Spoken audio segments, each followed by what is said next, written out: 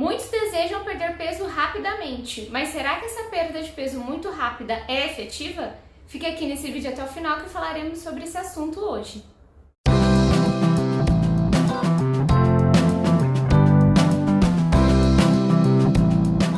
Olá pessoal, eu sou a professora Luciane e aqui nesse canal você encontra algumas informações, curiosidades e dicas sobre a nutrição.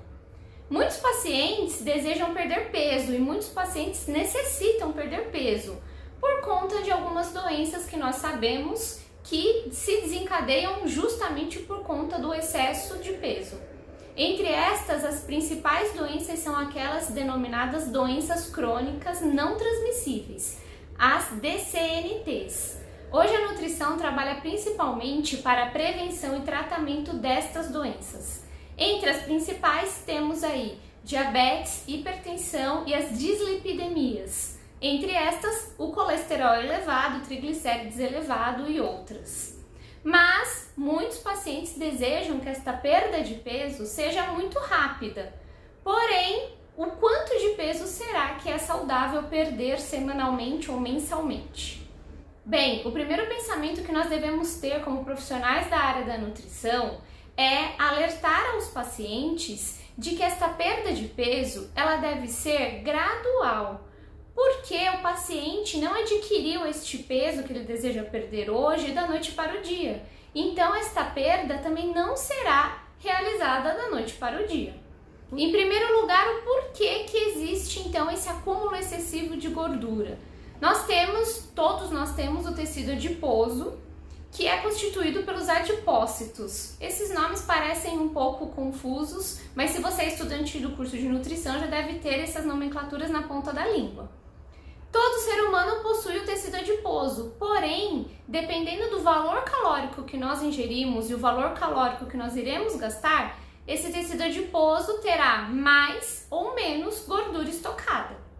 Portanto, as pessoas que têm a ingestão do valor calórico acima daquele valor que gastam na atividade física, então estas pessoas terão um depósito aumentado de tecido adiposo. A questão então é como que esse paciente irá utilizar esse tecido adiposo que está estocado justamente para promover a perda de peso. Tem procedimentos estéticos que as pessoas muitas vezes entendem de um modo errôneo de que a gordura irá sumir do corpo, porém nada do nosso organismo desaparece. Para promover então a utilização desse estoque que foi armazenado no tecido adiposo, nós temos algumas estratégias. Entre estas estratégias temos a dieta hipocalórica, a dieta com valor calórico abaixo da necessidade do paciente, temos o aumento do nível de atividade física, temos também alguns procedimentos cirúrgicos, como a cirurgia bariátrica, e temos a utilização de alguns medicamentos. Porém, mesmo nos casos de cirurgia bariátrica ou da utilização de medicamentos, a nutrição ainda precisará atuar, porque o paciente, mesmo aquele que passa pela cirurgia bariátrica, muitos tendem ao ganho de peso. Tem pacientes que já passaram por 2 cirurgias bariátricas e mesmo assim ainda não conseguiram atingir o peso desejado porque não adaptaram a alimentação.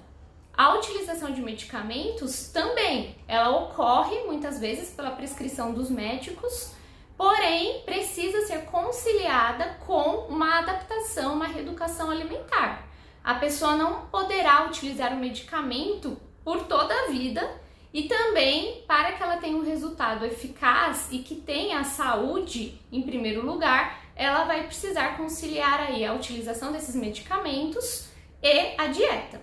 Recentemente, a Anvisa, Agência Nacional de Vigilância Sanitária, liberou um medicamento novo para o tratamento da obesidade. Este medicamento ainda não chegou no Sistema Único de Saúde, a gente ainda não tem ideia de quando que ele poderá ser oferecido à população ampla. Este medicamento apresenta um alto custo e também não é compatível com todos os pacientes. Alguns pacientes já relatam que não conseguiram se adaptar aos efeitos colaterais deste medicamento novo. E mesmo que o paciente utilize o medicamento, ele não vai fazer uso deste pelo resto da vida. A ideia é que ele tenha a perda de peso e depois consiga se manter por meio de uma dieta saudável. Na verdade, tanto a cirurgia bariátrica como a utilização de medicamentos, elas já devem iniciar com a ajuda de uma dieta saudável, de uma reeducação alimentar. O ideal é que a pessoa consiga se adaptar emocionalmente, psicologicamente e nutricionalmente àquela nova realidade. Mas retomando a dúvida inicial do vídeo, será que a perda de peso rápida é eficiente? Ou seja, será que o paciente que perde peso muito rápido consegue manter? Muitas vezes o mais difícil não é perder propriamente o peso, mas sim manter aquele peso ideal. Por que isso acontece? Então, já expliquei aqui no vídeo que nós temos o tecido adiposo, que é formado pelos adipócitos, que são células que estocam lipídio, que estocam gordura. Essas células, elas não irão sumir do nosso organismo, nós vamos utilizar o conteúdo que existe ali dentro como fonte de energia e esses adipócitos, eles reduzem de tamanho. Muito bem, se o paciente não se adapta, se ele não segue uma reeducação alimentar, se ele não permanece com uma dieta hipocalórica ou se ele não tem o aumento do gasto calórico por meio da atividade física, esses adipócitos poderão se encher novamente. E aí, então, muitas vezes a gente vê aquele famoso efeito sanfona. O que é o efeito sanfona? A pessoa perde peso e dali a alguns meses ela tem o ganho de peso, às vezes até acima do que o anterior. Aí ela segue alguma dieta, muitas vezes sem prescrição, e acaba perdendo peso de novo. E ela fica nesse efeito sanfona. Qual seria o ideal então? A gente precisa sim promover essa perda de peso utilizando essa gordura que está estocada no tecido adiposo, porém a gente precisa permanecer por um período com este peso, ou seja, você precisa manter aí essa perda para que o seu organismo entenda que ele não vai precisar de todos aqueles adipócitos novamente.